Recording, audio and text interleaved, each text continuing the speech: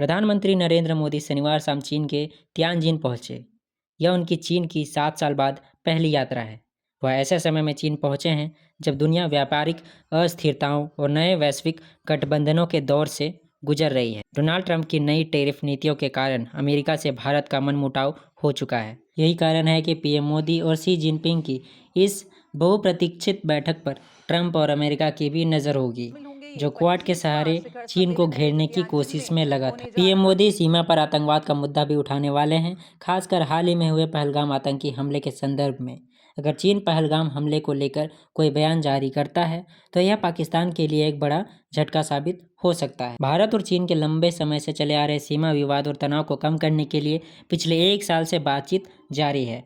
दोनों देशों ने इस दिशा में कुछ अहम कदम भी उठाए हैं, जैसे कि भारतीय श्रद्धालुओं के लिए कैलाश मानसरोवर यात्रा का पुनः आरंभ होना। वहीं चीनी नागरिकों के लिए टूरिस्ट वीज़ा की बहाली की गई है। बता दें कि PM Modi Shanghai cooperation organisation शिखर सम्मेलन में भाग लेने पहुंचे हैं। उन्होंने सोशल मीडिया प्लेटफॉर्म एक्स पर लिखा, चीन के तियानजिन शहर पहुंच चुका हूं।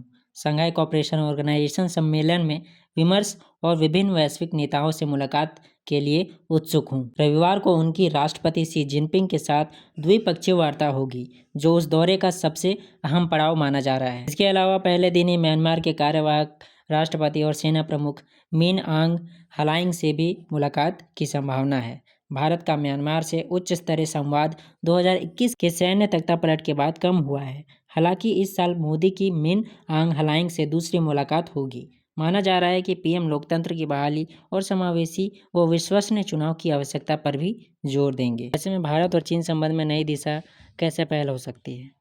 मोदी और जी मुलाकात को दोनों देशों के रिश्तों में 5 साल पुराने सैन्य गतिरोध के बाद प्रगति को मजबूत करने का अवसर माना जा रहा है। सूत्रों के अनुसार पीएम मोदी इस बैठक को लंबी अवधि और रणनीतिक दृष्टिकोण से आगे बढ़ाना चाहेंगे। यह वार्ता ऐसे समय में हो रही है जब भारत अमेरिका संबंध दशकों में सबसे निचले स्तर पर बताया जा रहा है। इस बैठक में दोनों देशों के बीच व्यापार और आर्थिक सहयोग पर भी चर्चा होगी।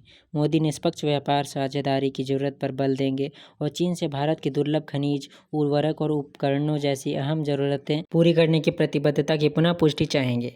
हाल ही में चीनी विदेश मंत्री वांग यी ने विदेश मंत्री एस जयशंकर को आश्वस्त किया था कि बीजिंग उन वस्तुओं पर लगाए गए निर्यात प्रतिबंधों को हटाएगा। पीएम मोदी सीमा पर आतंकवाद का मुद्दा भी उठाने वाले हैं, खासकर हाल ही में हुए पहलगाम आतंकी हमले के संदर्भ में। अगर चीन पहलगाम हमले को लेकर कोई बयान जारी करता है तो यह पाकिस्तान के लिए एक बड़ा झटका साबित हो सकता है।